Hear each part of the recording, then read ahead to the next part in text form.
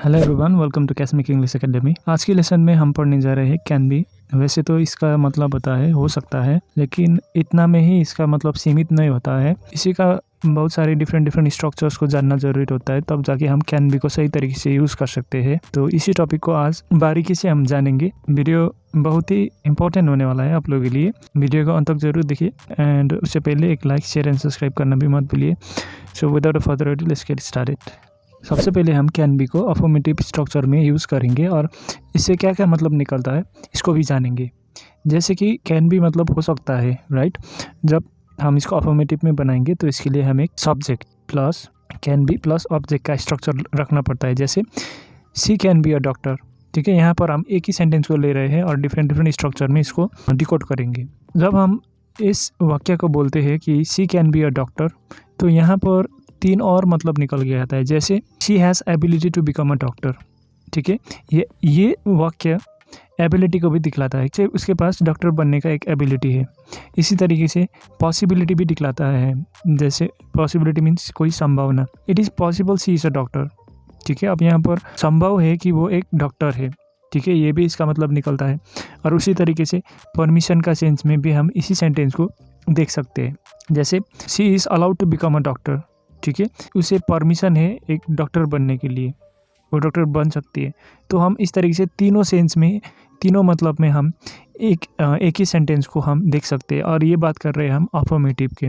चलिए अब बात करते हैं कैनॉट बी, मीन्स हो नहीं सकता, कोई चीज़ हो नहीं सकता, ठीक है। अब ये जो है नेगेटिव स्ट्रक्चर में है और नेगेटिव स्ट्रक्चर में बनाने के लिए आपको subject plus cannot be plus object का प्रयोग करना होता है। जैसे उदाहरण के तौर पे आप लोग यहाँ पर फर्स्ट वाला एग्जांपल देख सकते हैं, सी कैनॉट बी अ डॉक्टर, ठीक है। हम एक ही सेंटेंस के साथ सारे स्ट्रक्चर प्रैक्टिस कर रहे हैं और इसका मतलब क्या क्या निकलता है इसको भी हम जानने की कोशिश करेंगे। जैसे सी कैनॉट बी अ डॉक्टर, वो एक डॉक्टर नहीं हो सकता, ठीक है। ये सेंटेंस हमें एबिलिटी को भी दिखलाता है, लेकिन ये नकारात्मक रूप में। जैसे ability, she lacks the ability to become a doctor, ठीक है। उसके पास एक योग्यता की कमी है डॉक्टर बनने में। ये एबिलिटी को भी दिखलाता है ये वाक्य। और पॉसिबिलिटी को भी दिखाता है। जैसे it's unlikely she is a doctor, ठीक है। ऐसा अस्वाभाविक है कि वो एक डॉक्टर है, ऐसा संभव नहीं है कि वो एक डॉक्टर है।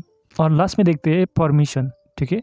ये सेंटेंस परमिशन को भी दिखलाता है, परमिशन का सेंस भी देते हैं। जैसे she is not allowed to become a doctor, ठीक है। उसे परमिशन नहीं है एक डॉक्टर बनने के लिए, उसे अनुमति नहीं है डॉक्टर बनने के लिए, वो डॉक्टर नहीं बन सकता। का मतलब हम इस तीन रूप में देख सकते हैं, एबिलिटी, पॉसिबिलिटी एंड परमिशन के रूप में। चलिए अब बात करते हैं इंटरोगेटिव के। इसमें जैसे इंटरोगेटिव बनाने के लिए आपको कैन आगे, उसके बाद सब्जेक्ट और उसके बाद बी प्लस ऑब्जेक्ट को रखना होता है। ये स्ट्रक्चर में जब आप सेंटेंस को रखेंगे, शब्दों को रखेंगे, तो आपका सही सेंटेंस बन जाएंगे। जैसे can she be a doctor, क्या वो एक डॉक्टर बन सकती है, ठीक है। क्या वो डॉक्टर हो सकती है या बन सकती है। अब यहाँ पर इंटरोगेटिव में भी इस क्या वो एक डॉक्टर हो सकती है, इसके मतलब को अगर हम देखें तो तीन तरीके से देख सकते हैं। एक एबिलिटी के रूप में, does she have the ability to become a doctor, क्या उसके पास योग्यता है एक डॉक्टर बनने का, ठीक है। या तो फिर पॉसिबिलिटी के रूप में भी देख सकते हैं, क्या ये पॉसिबल है कि वो एक डॉक्टर है, ठीक है। उसी तरीके से परमिशन के रूप में भी देख सकते हैं। बस एक ही ये सेंटेंस को, क्या वो डॉक्टर हो सकती है। जैसे परमिशन के रूप में हम is she allowed to become a doctor, क्या उसे डॉक्टर बनने के लिए अनुमति है, ठीक है। ये तीनों सेंस में हम इस एक सेंटेंस को देख सकते हैं। इसी तरीके से हम नेगेटिव इंटरोगेटिव में भी इस सेंटेंस को यूज़ कर सकते हैं। इसके लिए हमें कांट और उसके बाद subject plus B plus object means यहाँ पर डॉक्टर, ठीक है। Can't she be a doctor, क्या वो एक डॉक्टर नहीं हो सकती। इस तरीके से हम प्रश्न करने के लिए नेगेटिव इंटरोगेटिव का प्रयोग करते हैं। और ये भी, इसको भी हम तीनों सेंस में यूज़ करते हैं। जैसे एबिलिटी के रूप में, doesn't she have ability to become a doctor, क्या उसके पास ऐसी कोई योग्यता नहीं है एक डॉक्टर बनने के लिए, ठीक है। ये सेंस में भी देख सकते हैं इस सेंटेंस को। और इसी सेंटेंस को हम पॉसिबिलिटी के रूप में भी देख सकते हैं। Isn't it possible she is a doctor, क्या ये मुमकिन नहीं है कि वो एक डॉक्टर है। और परमिशन के रूप में भी हम ये सेंटेंस को देख सकते हैं।